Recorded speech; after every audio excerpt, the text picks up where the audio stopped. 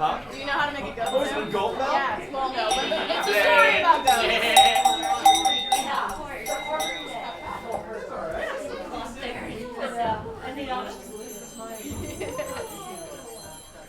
All right, well, I think I'm going to get started so that we can move inside, because the longer I take, the longer we have to be out in the cold. So, my story takes us to the hills of Hungary. And there's this little valley that has rolling emerald hills and beautiful pastures. And in the middle of this valley, there's this beautiful castle made of alabaster stone with golden roofs on every tower and silver bells hung in every window. And every pathway up to the castle is covered with different colored roses. It's this beautiful castle and a beautiful valley with a beautiful village ruled over by a beautiful sorceress. Queen who knows sorcery. We're unclear a little bit, but she's very beautiful and she lives in this beautiful valley. And the one thing she loves the most is her flock of silver-haired goats, who she takes out every day into the rolling green pastures and takes them for a walk to graze. And that is in fact the only thing she loves, is these goats. And everyone who lives in her village is terrified of her. Because though she is beautiful on the outside and she lives in this beautiful place, in this beautiful valley, there is evil inside her and she is ugly on the inside. And everyone knows it. So because she's so beautiful, all these kings and princes come to court her and want to make her their wife. And she's struck by her beauty. She's so beautiful. But eventually they notice that glint in her eye, that hardness of her soul, and they of course leave. They don't want to marry a woman who's not very kind or nice or good, and she is enraged every time. And she uses her sorcery to take it out on her village. And she turns the cow's milk into blood, and she sends fire over the roofs of their houses, and she casts a plague upon them so everyone falls ill. And so the villagers are rightly terrified of this woman who rules over them. She is awful on the inside, even though she presents so beautifully to the world. So one day, another king comes, and he flies in on his magic flying horse named Talbos, one of the only named characters in this story.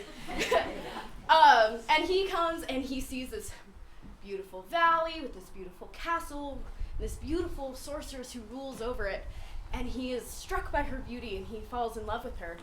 And she sees him and she's struck by him, and for the first time she finds something that she might love just as much as her silver-haired goats. And because she's in love with him, it softens her heart and it brings kindness into her, she is softened. And so he doesn't see that evil glint in her eye when he looks at her. And so he falls for her as well, and they go walking every day and take her precious silver goats out into the pasture to graze. And he stays with her for a long time, but eventually something happens. Something she is awful to a villager. Someone messes up the goat's feed or something where he catches that glint in her eye. He goes, maybe I don't want to marry this woman.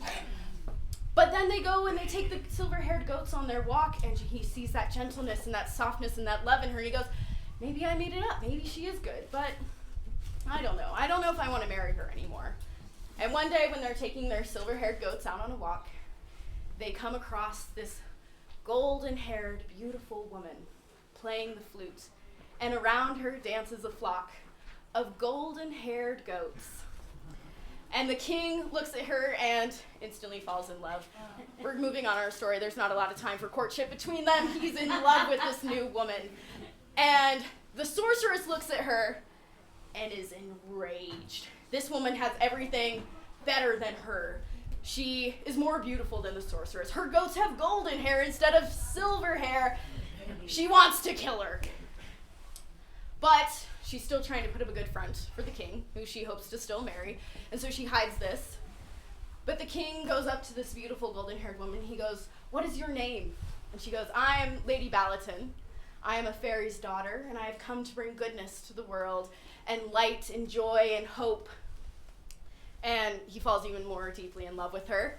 And he goes and he whispers to her and he says, I love you, and I'll be back tonight so that we may wed. And she goes, I also love you. Again, not a lot of time for courtship for the second relationship in our story. But the sorceress catches something. She doesn't hear their conversation, but maybe she sees the look in his eye. Something, she's suspicious. So they go back to the castle, and as night falls, the king jumps on Talbus, his magic flying horse, and he rides off into the sky. But the sorceress was watching to see if something would happen. And she sees him flying out her window and is even more enraged. And she grabs her spell book and her flock of silver-haired goats, and she goes up to the tallest cliff over this valley, and she starts reading the magic spell. And the winds pick up, and the dark clouds roll in, flashes of lightning, booms of thunder, and the rains start to fall. And he's caught in a storm on his flying horse, and he's lost to the storm. But Balaton can see the storm. She's the next valley over. She sees the storm rolling in, and she's a fairy's daughter. She knows magic when she sees it. And so she and her golden-haired goats rush to the valley to see if they can do anything about it. And as her and the golden-haired goats rush into the valley, the silver-haired goats rush up to meet them. And as goats often do, they meet head-on with the loudest boom yet of the storm. And at that boom, the lands open up. And as the waters are rushing from above, they start flowing in from below as well. And it is a wash. And at that boom, the sorceress is knocked from her cliffside and tumbles into the water. And behind her, another crash follows as her castle crumbles into the water. And eventually, after all the crumbling is done, things take time, there's a silence. And the villagers come out. Of course, they've been in hiding. They knew as soon as the storm started that this was the sorceress in her rage. And they come out to see what damage has been done. And where the castle and the sorceress had been, there was now a beautiful, clear blue lake. And on the shore of that lake, there was a golden-haired woman mourning the sacrifice that her goats had made. And they saw the beauty of this fairy's daughter reflected in the lake. And so they named the lake after her, Lake Balaton. And children to this day play on the shores of this lake, and they find these little fossilized remnants that look kind of like goat hooves. And when they ask their parents and the other villagers what these might be, they tell them of Lady Balaton and how she rescued them and created the lake. Nice.